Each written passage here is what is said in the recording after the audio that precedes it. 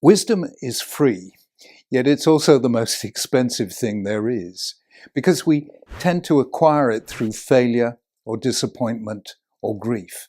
That's why we try to share our wisdom, so that others won't have to pay the price for it that we paid. These are some of the things Judaism has taught me about life, and I share them with you. Never try to be clever. Always try to be wise. Respect others, even if they disrespect you. Never seek publicity for what you do. If you deserve it, you'll receive it. If you don't, you'll be attacked. In any case, goodness never needs to draw attention to itself.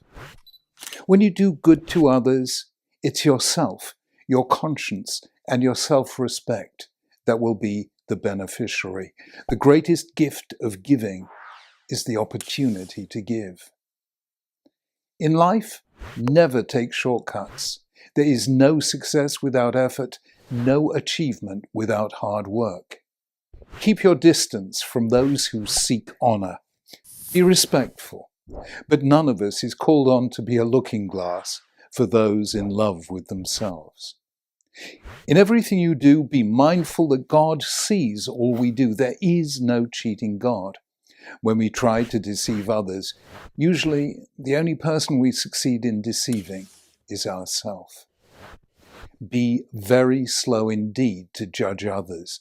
If they are wrong, God will judge them, and if we are wrong, God will judge us. Greater by far than the love we receive is the love we give. It was once said of a great religious leader that he was a man who took God so seriously that he never felt the need to take himself seriously at all, and that is worth aspiring to. Use your time well. Life is short, too short, to waste on television, computer games, and unnecessary emails. Too short to waste on idle gossip or envying others for what they have. Too short for anger and indignation. Too short to waste on criticizing others. Teach us to number our days, said the psalm, that we may get a heart of wisdom. But any day on which you've done some good to someone has not been wasted. You will find much in life to distress you. People can be careless, cruel, thoughtless, offensive, arrogant, harsh, destructive, insensitive, and rude. But that is their problem, not yours. Your problem is how to respond. No one, a wise lady once said, can make you feel inferior without your permission. The same applies to other negative emotions. Don't react. Don't respond. Don't feel angry, or if you do, pause for as long as it takes for the anger to dissipate, and then carry on with the rest of your life. Don't hand others a victory over your own emotional state. Forgive, or if you can't forgive, just ignore. If you've tried and failed, don't feel bad. God forgives our failures as soon as we acknowledge them as failures, and that spares us from the self-deception of trying to see them as success. No one worth admiring ever succeeded without many failures on the way. The great poets wrote bad poems. The great artists painted undistinguished canvases. Not every symphony by Mozart is a masterpiece. If you lack the courage to fail, then you lack the courage to succeed. Always seek out the friendship of those who are strong where you are weak.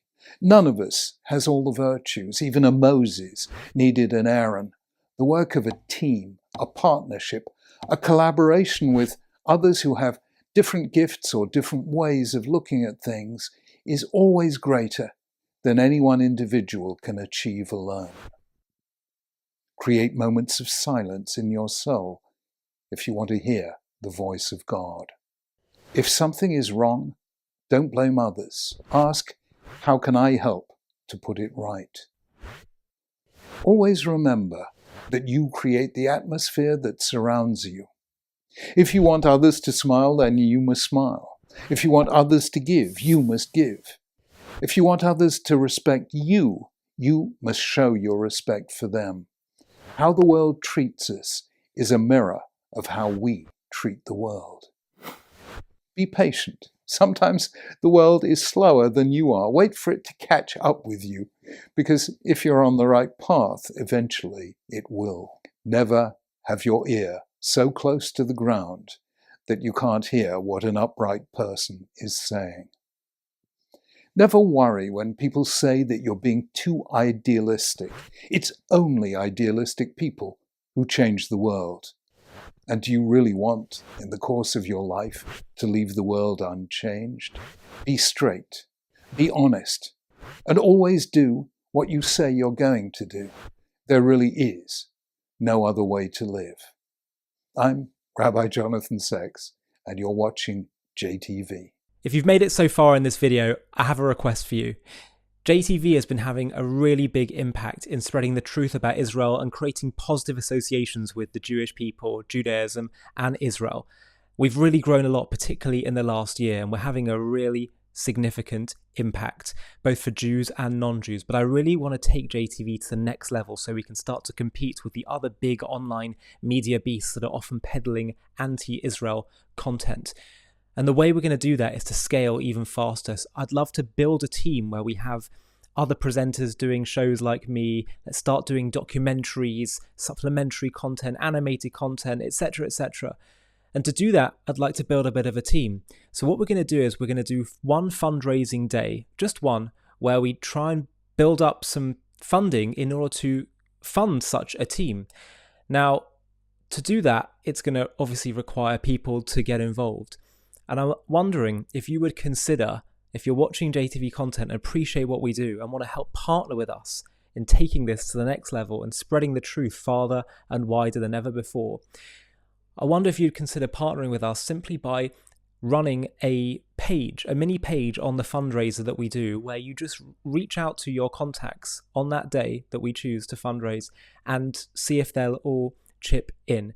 If you'd be up for doing that, of which I would be so grateful, then please click on the Google form link in the video description of this video, where you can simply just put in a few contact details. It'll be a very small commitment, as I say, literally just one day that we'll all agree upon as a collective community.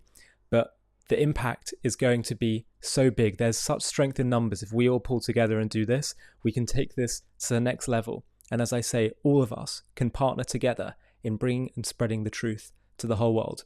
So please do consider clicking on that link, filling in the form, and I'll be in touch very soon to talk about the next steps. Small commitment, but a big impact. Hi, thank you so much for watching. To watch another one, click here. To stay up to date with all our content, click here to subscribe. And if you're able to, you can help support JTV to grow and grow by clicking join below this video, where you can become a member and get perks including early access to videos and private live discussions with me. But most of all, you'll be partnering with us on our mission to change the world.